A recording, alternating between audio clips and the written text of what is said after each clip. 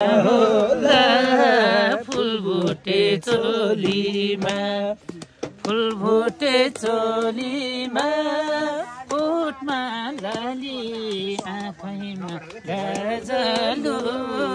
मोहनी बोली अर्को त एउटा लास्ट यो युट्युबमा आउँछ भेट हुँदा इन्डियन राम गएको छ जापानदेखि मेरो भाइ आएको छ फुलभुटे चोलीमा फुलभुटे चोलीमा ओठमा लाली आँखैमा गाजलो